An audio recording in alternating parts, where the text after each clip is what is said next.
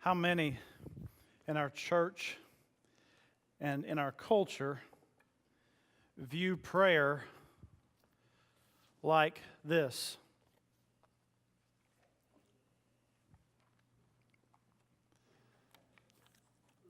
It is sweet, a ceramic figure, sweet little prayers. How many of you used to collect precious moments? When Ellison and I first got married, she used to collect those. Sweet little prayers for sweet little things and kind of a nice, warm feeling. But how many of you know that sometimes, far from being a nice little precious moment, prayer is much more vicious and desperate? And how many of you think sometimes prayer feels like this? Sometimes it does. Some of you said, Pastor Johnny, I'm praying like that right now with not a smile on your face. That there are some who have walked in here today, and maybe you came because you just didn't know where else to go. I'll never forget a time when I first started pastoring. I was about 24, 25 years old. I had a guy come into my church one Sunday night, say, Pastor, could I talk to you? And we began to talk, and I realized we needed to talk a lot longer than I was able to that night. So I said, how about you come by in the morning? And he said, okay. He came by that next day, and he said, Pastor, at home, I've got a .38 pistol that's loaded, and last night I sat on my bed holding it thinking, well, maybe the pastor has something to tell me tomorrow to give me some reason not to just stick this in my mouth and pull the trigger. He was wrestling. He was fighting. Now, I'm hoping that no one here is at that point, but I'm saying sometimes life is so challenging and so difficult that prayer is far from a sweet little figurine, and it's more like a fight. In the book of Daniel chapter 10, there was fighting for Daniel's prayer. In the book of Colossians chapter 4, Paul says, I agonizo, I agonize. It's a word which meant grappling, wrestling. So I do that in prayer for the church. Some of you may or may not know this, but sometimes in just a desire to see God do what God wants to do in this church body, there have been times in the life of this church where I have wrestled and agonized in prayer to see God at work.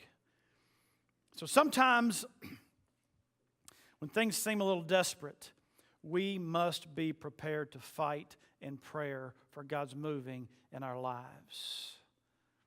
I got to tell you, sometimes I ask the Lord to send us Christians with some guts. Christians who say, you know what, things are very difficult, and I'm right on the edge. And I've tied a knot in the end of the rope because I'm at the end of the rope. But bless God, I'm not giving up. I will fight. I will have to die before I give up. That God would send us Christians who are prepared to pray that way. Pastor Johnny, that sounds awful. I don't know, sounds pretty good to me. This morning I want to talk to you a little bit about the idea of prayer fighting. If you have your Bibles with you, turn to the book of Genesis chapter 32. Genesis chapter 32, or your phone Bible app, or your tablets, or whatever you have this morning with the scriptures on it. You turn in those. I heard a great story this past week. How many of you, this is totally separate from the message, how many of you have on your smartphones the YouVersion Bible? If you have a smartphone, it is the best free Bible app on the market. But it was developed out of a church called Life Church TV. That's lifechurch.tv. And the pastor of that founding church, Greg Groeschel. Is it Greg? Is that right? Right, Rex? Greg Groeschel. He was, I don't know, Lord just really prompted me to tell this story. It's a hoot. This has nothing to do with the message, all right? It's just a really good story. Greg Groeschel was a college guy. He went to college on an athletic scholarship. He was the prototypical college frat keg party college guy, all right? And so he and his friends, the problem was he and his friends were in a fraternity that was in a Christian college, and their fraternity was about to get kicked off of campus. And so Greg Groeschel and his friends decided, well, you know, maybe if we started a Bible study, they would be impressed and they wouldn't kick us out of the school. So they got together and decided they'd have a Bible study, but nobody had a Bible. So the day they were supposed to start the Bible study, Greg Groeschel is walking across campus. And he's thinking, okay, where am I going to get a Bible? And a guy walks up in a coat and tie and says, hey, I'm with the Gideons International. Could I offer you a free Bible? You have one of those little green New Testaments with you by any chance, Rex? No, okay. Walt? Is Walt out there? We'll have one. Those little green Gideon New Testaments. You all seen those? Anyway, he gives Greg Groeschel that New Testament, and that night, and I went and watched his testimony. He shares his testimony. He says, we knew so little about it. We were praying prayers like, Lord, protect us as we go out drinking tonight. He said, no kidding. That's what we were praying. And so he said, we sat down in the Bible study, and I figured, well, we'll just turn to the first book of the Bible and start reading. He said, I told everybody that each of them had found Bibles in different places, and I said, turn to the first book of the Bible. We started reading. They started reading in Genesis. I was reading in Matthew because it was the New Testament. I thought something was wrong with my Bible. So he went on to get saved reading that little New Testament and started a church called lifechurch.tv, which is the second largest church in the world now. He started it back in the mid-'80s. Life Church TV, one of the things they do is they develop free Christian apps for phones, and lifechurch.tv developed the YouVersion Bible app. So if you've never downloaded that to your smartphone, I would highly recommend it. It's a great Bible app. And so there is a random story for the day that hopefully was encouragement. I guess God had me to share that along the way. Genesis chapter 32, we are continuing to follow our hero, Jacob. Jacob, the twin brother of Esau. Jacob and Esau never really got along. They didn't even get along in the womb. As they were coming out of the womb, Jacob was grabbing Esau's heel, which is what gave Jacob his name, heel holder, tripper upper, deceiver. And that's what Jacob had been all of his life. Jacob was a deceiver, deceived his brother to the degree his woodsy, hunting, manly, kill bears with his bare hands kind of guy, Esau. Jacob, the guy who was more the intellectual, stayed inside.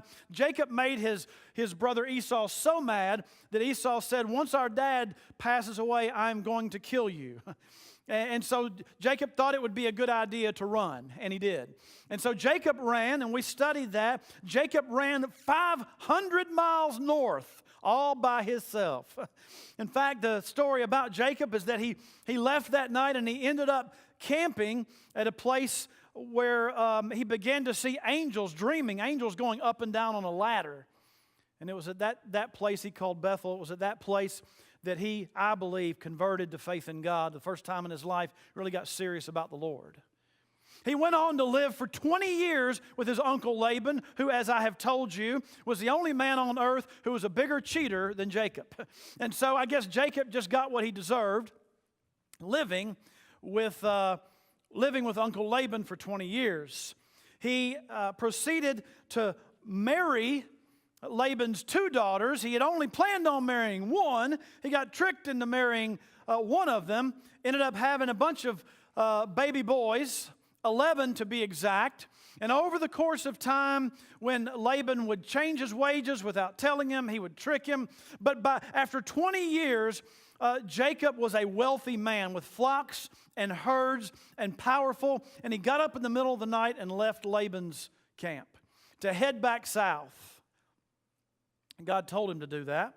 Laban found out. Laban chased him. God told Laban to leave Jacob alone. So I guess you could say Jacob was running from a deceiver of his own.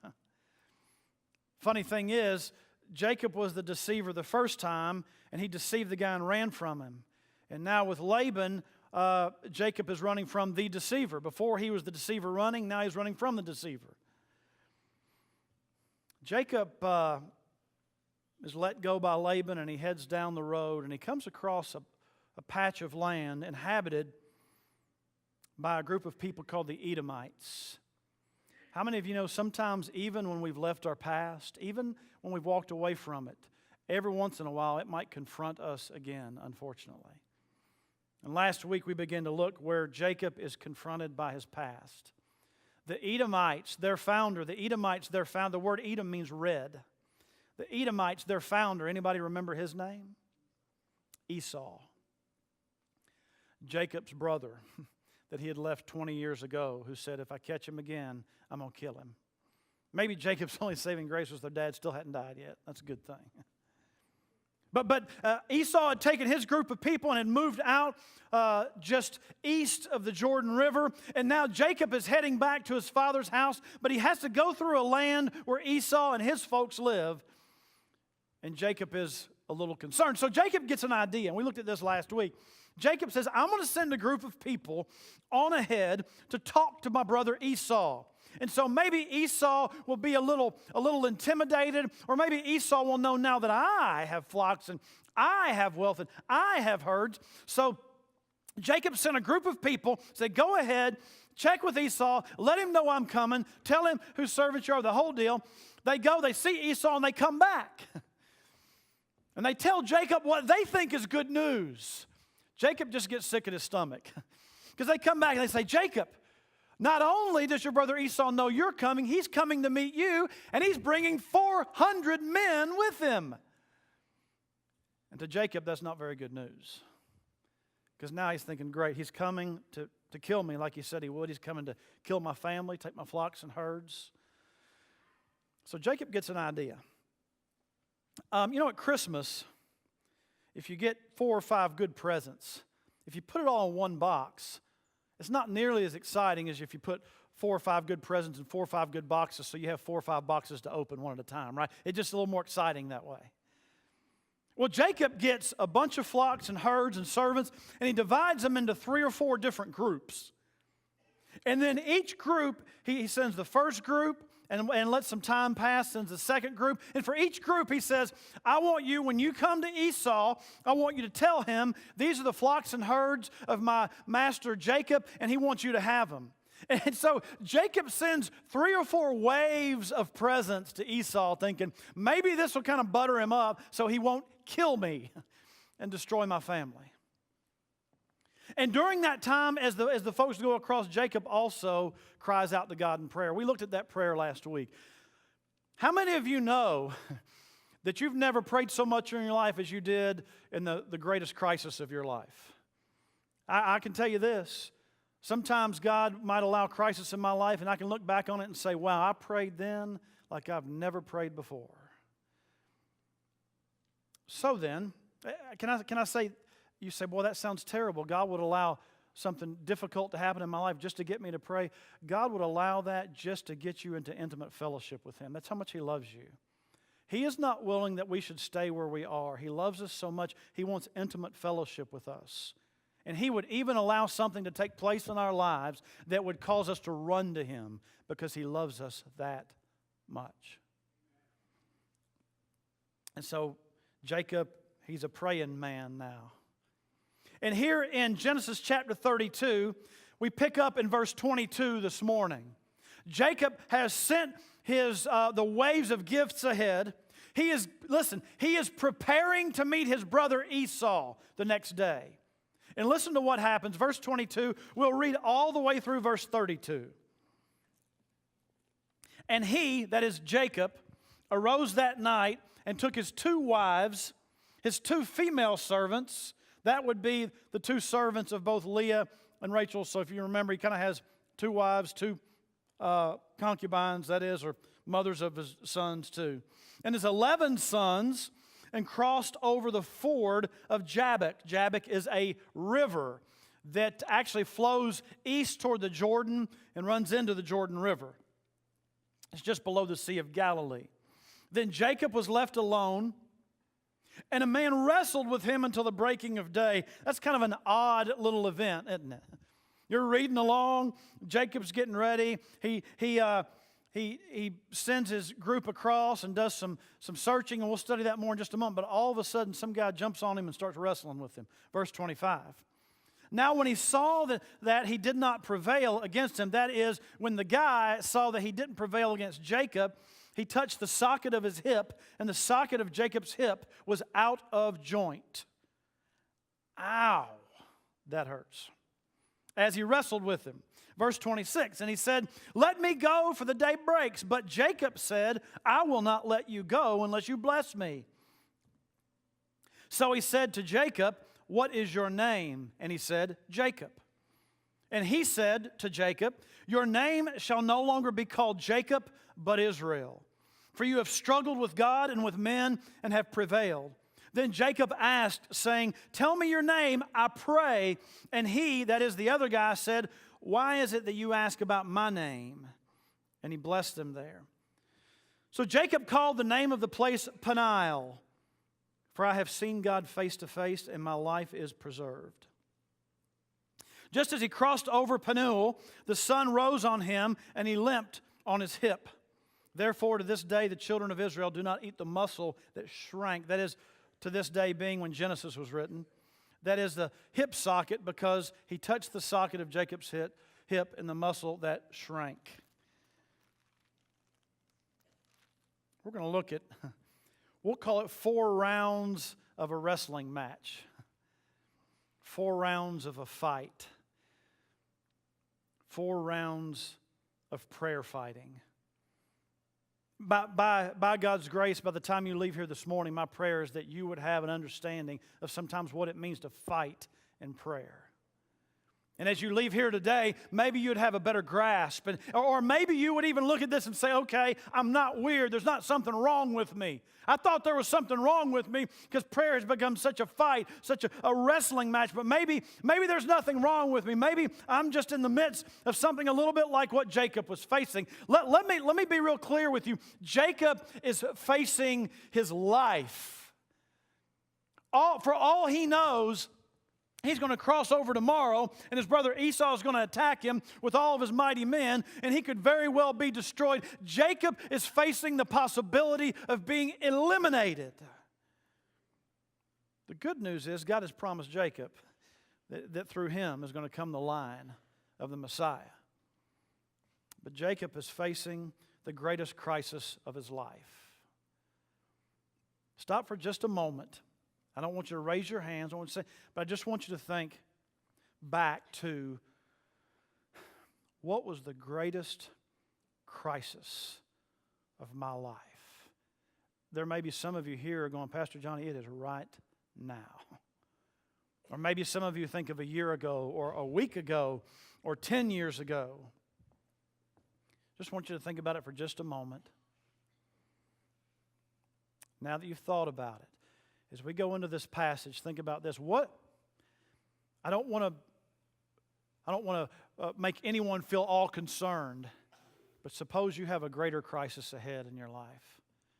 And maybe you think about the way you responded in prayer to the last, and maybe you'll leave here today going, you know what, if I have another crisis ahead in my life, chances are, folks, you're going to, okay? I'm just going to tell you. If I've got another great crisis ahead in my life, I want to be prepared next time, better than I was last time. Let's take a look at some steps in prayer fighting. Verse 22 says that Jacob arose that night, and notice what he does. He takes his 2 wives and his 2 female servants. These are the mothers of his 11 sons. These are the most special women of his life. These are the mothers of his sons. And he crosses over the ford of Jabbok. It's essentially what's happening here. And it's a little confusing in the passage because it almost looks like Jacob sends them ahead to be between him and Esau. But that's not actually what's happening. What's happening is he's trying to put the Jabbok River between them and Esau. Jacob is really doing something noble here. And I read several commentators who debated this issue. But I'm convinced at this point in his life what he's doing is trying to put the river between his wives and his sons and his perceived enemy. How many of you men know when it comes to your children and your family, I mean, you'll stab in front of a bullet without even thinking about it. It's not even something you have to think about. It's not even something you have to plan for. You just do it. And that's kind of what Jacob's doing here. And so he sends his wives and his sons across to give them just a little bit of a barrier between what he perceives to be his enemy, Esau, and his wives and his children. Verse 23, he took them, sent them over the brook, and sent over what he had. Let me tell you what prayer fighting sometimes is. You ready? Number one, it is sometimes a fight for self-preservation. It's a fight for self-preservation. You rarely see living beings fight as much or as hard as they do when they're fighting simply to stay alive or for self-preservation. You hear about wars that take place where one group is far outmanned by another, but that one group that's outmanned is fighting to protect their homeland. And you hear stories about wars throughout history where the lesser group ends up winning over the greater group simply because they were fighting to preserve their home. When we are fighting for self-preservation, when we are fighting to preserve our family, I'm telling you, that is a time for prayer fighting. We may be fighting in prayer to save our children. We may be fighting in prayer to save our parents. We may be fighting in prayer to save our lives or our jobs or whatever the case might be. But I'm telling you, a context for prayer fighting is sometimes self-preservation.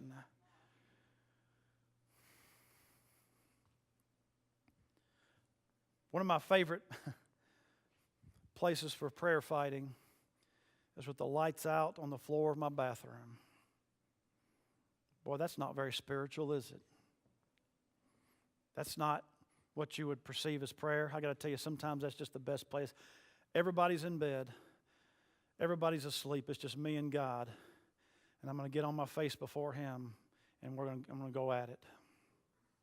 Sometimes self-preservation leads us to some of the greatest fights of our lives. And some of you, I know you have fought well in prayer because you've been in some great crises in your lives. And some of you are facing things now. And I know stories of Christians. I just think about a story this past week that Pastor Mike and Pastor Brian and I heard about from a very, very dear pastor friend. Who one day pastored a very large church and one day found out that his financial secretary was $500,000 behind in paying bills. And to my knowledge, she had not embezzled the money or anything. She just hadn't paid him. And he walked in one day and found it. And he said, bring me the box of unpaid bills. Said she brought this big box with bills piled up in it and set it on his desk. He said, I thought I was going to throw up. Until she said, let me go get the other box. And he said they put the bills up on the wall, taped them to the wall, and wrote in marker on them the amount each was owed and all that was behind. And I actually got to know this guy about the time he was going through that crisis. I'm going to tell you something. He fought for his church in prayer. Some of you are fighting for your children. Some of you are fighting for your friends. Some of you know people right now who used to be in these church pews, and now they're out of this church, and bless God, you want to fight for them because you don't want to see them drift away and just get disconnected from the Lord. And you're fighting for their souls, and you're fighting for their lives. I got to tell you, we've got an Awana ministry here. And we go out and we pick up kids, in many cases kids who have never been in church, in many cases kids who don't go to church. And we've got Awana leaders who I watch them, they fight for these kids in prayer. We need some Christians with a little grit who will fight. And sometimes it's a fight for self-preservation. Look at verse 24. As Jacob faces potential ruin, verse 24, then Jacob was left alone, and a man wrestled with him until the breaking of day. That word breaking means to ascend or lift. In other words, the sun's coming up. You know, before we moved to Georgia, when I was in junior high school, I lived up in southern Indiana. And some of you may or may not know, but in Indiana, Ohio, Iowa, up in the Midwest, and all the way into that area, wrestling is huge. I'm not talking about WWE and NWA and all those. I'm not talking about professional wrestling. I'm talking about, sure enough, Olympic-style wrestling, Greco-Roman and freestyle wrestling. And up in that area, wrestling is huge. And I remember our elementary school had a wrestling team. That's how big it was. We would have wrestling meets. Our high school would have wrestling meets, and every week it would fill up a gym with 2,000 or 3,000 people watching these wrestling meets. And I got to tell you, we would wrestle in 3-minute periods. And I'm trying to get through and I can tell you this, I wrestled. It's the most physically demanding sport I've ever been a part of in my life, period. And I remember times we'd finish 3-minute periods and I would be hyperventilating because I could barely breathe. I was so exhausted. And I'm sitting here trying to figure out wrestling all night till the breaking of day in verse 24. Some of you have gotten before the Lord in prayer and things are up. You can't sleep. You can't eat. And you're just fighting in prayer. And you know what? Here's the thing. You can't even really pray. I mean, pray the way you've been taught. Now I lay me down to sleep. I pray. Lord, I don't know what to say. I don't know how to articulate my prayer, but you're just fighting in prayer. And some of you are maybe feel a little bit like Jacob did when you fought all night with this man. You don't even know the man. He didn't even know the man. Man shows up and just starts fighting with him. I'd like to say back in ancient times that was a normal thing, but it wasn't. It wasn't a normal thing for some random stranger to show up and jump on you and just start fighting. Verse 25. Now when he saw that he did not prevail, that is, the man saw that he didn't prevail against Jacob, he touched the socket of his hip. The socket of Jacob's hip was out of joint as he wrestled with him. How many of you have ever had a dislocated hip? It's got to really hurt. I never have. Kathy? Yes? How many of those who just raised their hands might say a dislocated hip? There are several ladies, so let's exempt childbirth. But after childbirth, how many ladies who just said had a dislocated hip would say that was the most painful thing I've ever experienced? Okay, a few of those same hands, yeah. Exempting childbirth, right? So here's Jacob.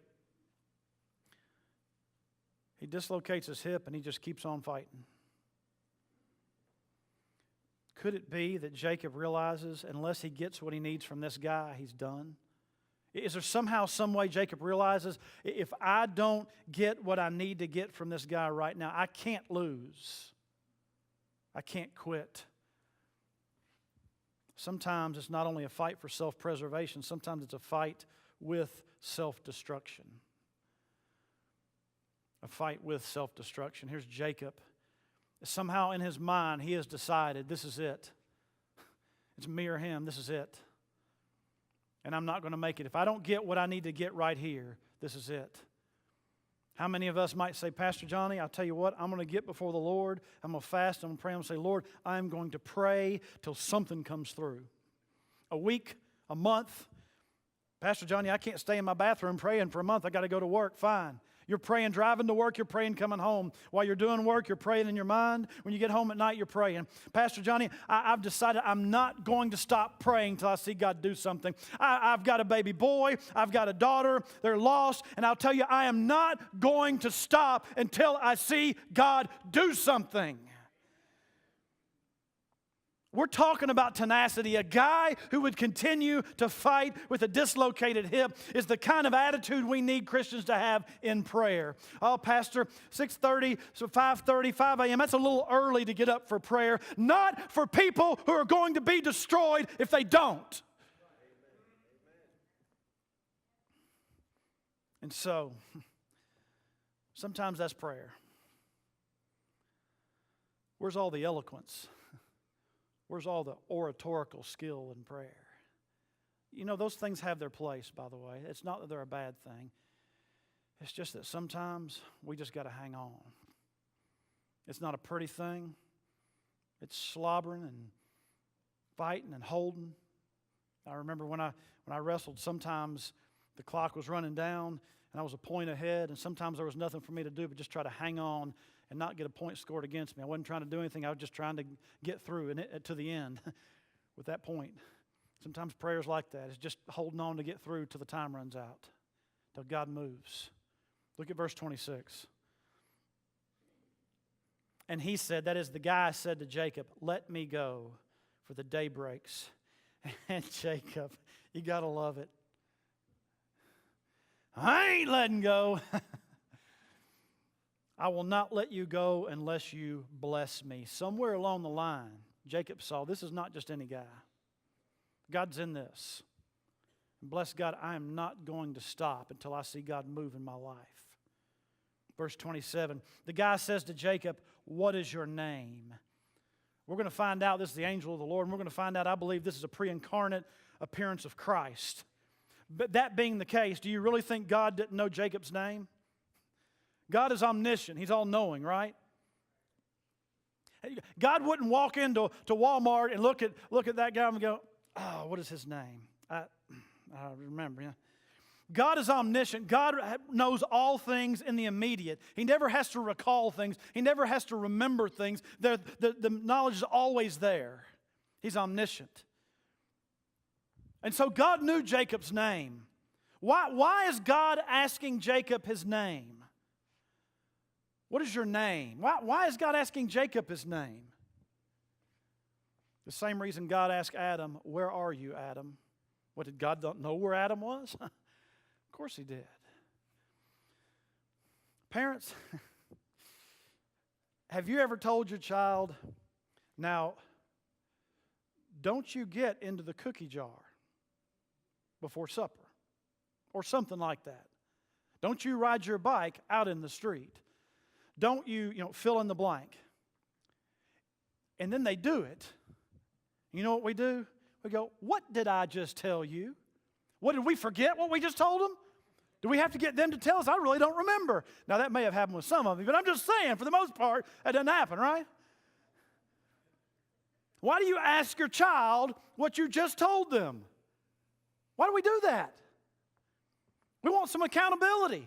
We want them to have to say to us what we told them. It's accountability. So God asked Jacob, what is your name?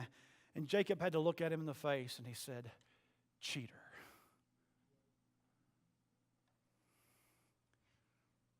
Sometimes in prayer, the best place we can come to is when we get before the Lord and say, you know what, Lord?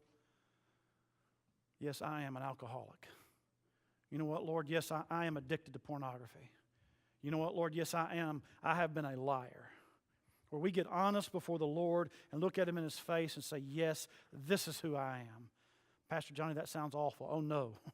That's the beginning of something getting right in your life. Okay, Pastor, what about my child? Yeah, sometimes we just need to get before the Lord and say, Lord, I've got to tell you, my child, I've been trying to convince myself of it for a long time, but he's just not saved. Boy, that's hard.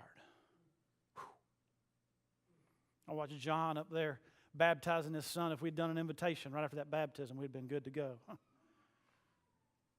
And there's something about just saying, you know what, Lord, I got to get before you and be honest. My children have no heart for you. My parents don't love you. It's this being honest before the Lord. Verse 27, what is your name? And he said, Jacob. Verse 28, but here's something that changes. Watch this. This is great. Verse 28, and he said, listen, he said, your name shall no longer be called Jacob or cheater. Right? Or Jacob was always the guy that could work it out for himself. He's given him a new name. What's his new name? Israel strives with God. Jacob is being changed from cheater, heel holder, trickster to walks with God. It's not just a name change, is it? It's a life change. Your name shall no longer be called Jacob, but Israel, for you have struggled with God and with men and have prevailed. Can you imagine? Trickster, spiritual huckster, cheater, and yet he's the family that would produce the nation of Israel, God's people. Could I suggest something to you? Whatever you've done, wherever you've been, whoever you've cheated, whatever you've done to other people, however embarrassing it is to you, however ashamed you are for your past, can I tell you something? God can take that thing and do far exceedingly abundantly beyond what you could ever have imagined. But it begins with you just being honest before the Lord. You got to get honest before God. None of this, well, yeah, it's kind of bad, but I'm a pretty good person. Stop all that. Would you just get honest before the Lord and say, okay, Lord, show me who I am. Maybe I really am as wicked as I think I am. Well, Pastor Johnny, that sounds terrible. No, that's the beginning. Because when we get honest before God, then He changes things for us. He comes in and works. He doesn't want us good. He wants us, just us. He doesn't want us to try to get good before we turn to Him. He wants us just to be honest with Him. And then verse 29. Then Jacob asked, so by the way, Jacob never got this. He wouldn't have gotten it if he gave up. Hey, prayer warriors, praying for your families, praying for your job, praying for whatever. Jacob wouldn't have got this if he'd given up. Verse 29, then Jacob asked, saying, tell me your name, I pray. By the way, asking a name was implying access and equality in that age, in that culture. And he answers, why is it that you ask about my name? You don't need to know my name. You know. It's as if Jacob was accessing equality. Let's be very, very clear about who you are, and let's be very, very clear about who I am. That's a good place to be, folks. Okay, Lord, you are God, and I am not. That's a good place to be. In verse 30. So Jacob called the name of the place Peniel, for I have seen God face to face, and my life is preserved. Ironically, back in Genesis 28 was when Jacob saw the angels going up and down on the ladder. You remember that? And he makes a commitment to God. Except his commitment has like 5 different conditions to it. God, if you will do this and this and this and this, then I will follow you. Anybody remember that? Just in case, hold your place here and go back to chapter 28. Chapter 28, verse 20.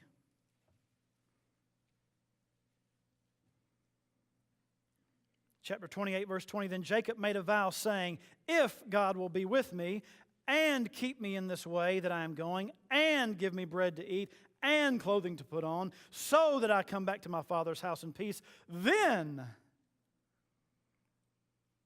the Lord shall be my God, right? Okay, I'm going to give you 5 conditions, Lord. If you can meet all these conditions, I'm following you.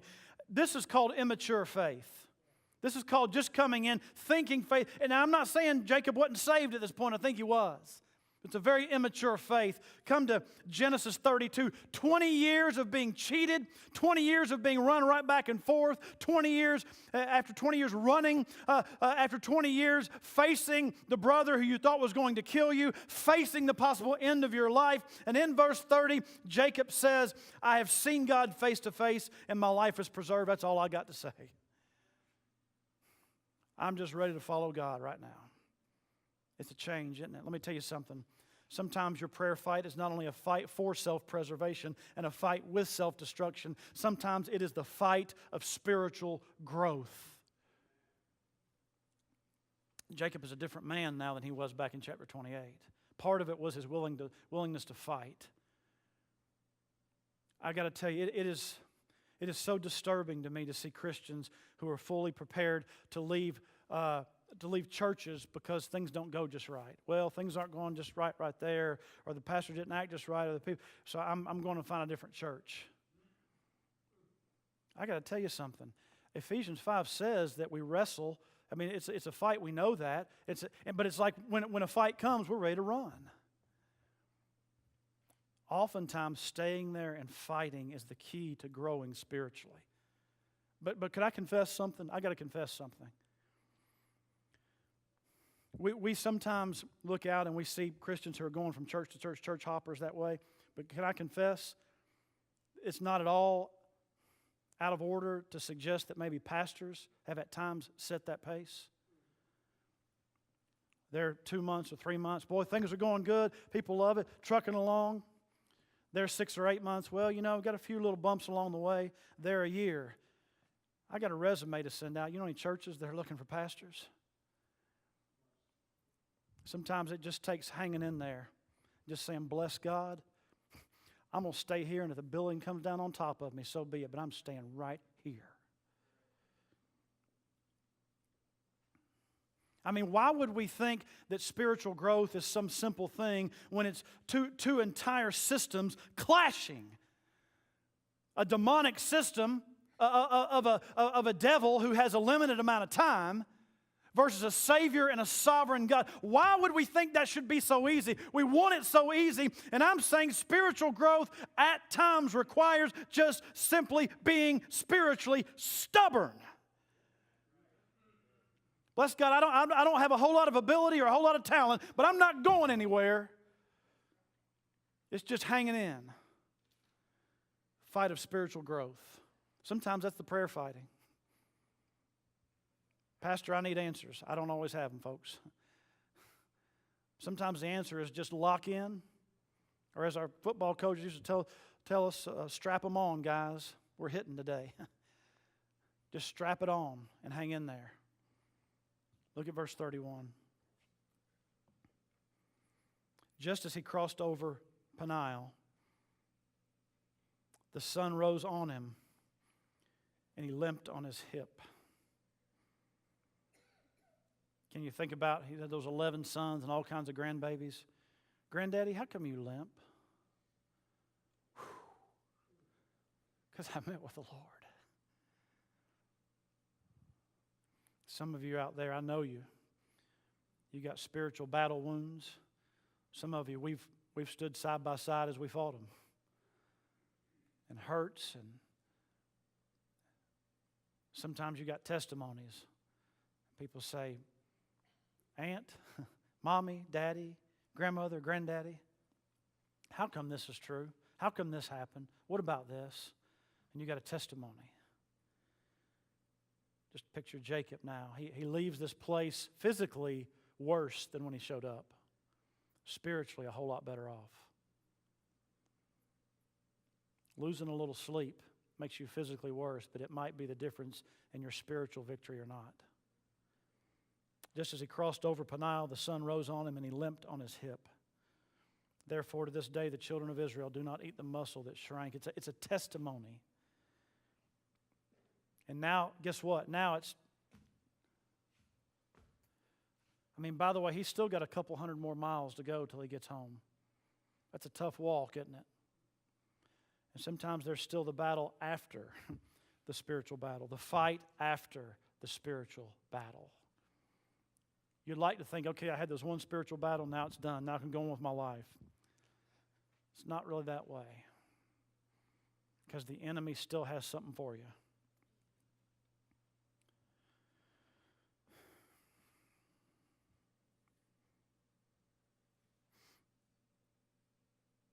In October 1918, in the Argonne Forest, the U.S. 77th, that was made up of 554 men. They advanced toward the German lines. They believed that they were being supported on the right and on the left by a French and a U.S. unit.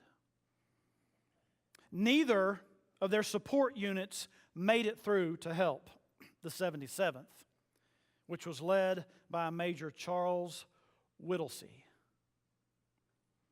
The 77th advanced so far ahead that it was cut off from support troops and completely surrounded by the German armies in World War I.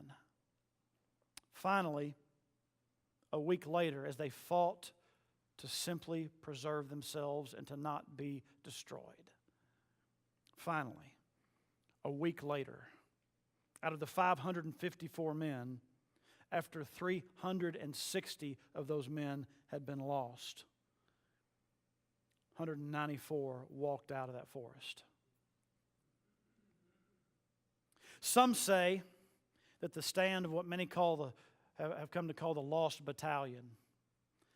Some say that the stand of the Lost Battalion against those odds actually turned the tide of the war. Many believe that.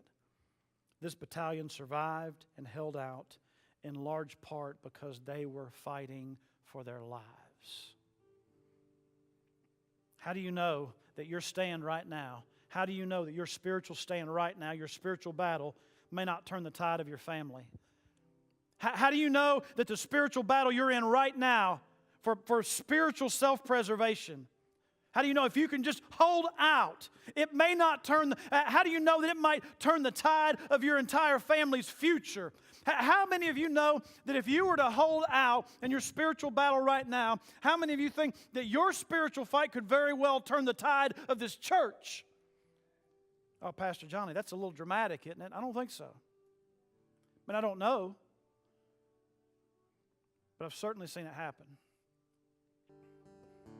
Today, I'm going to give you 2 or 3 things to respond to in light of the invitation. One is that if you don't know Christ as your Savior, you can't fight this battle anyway.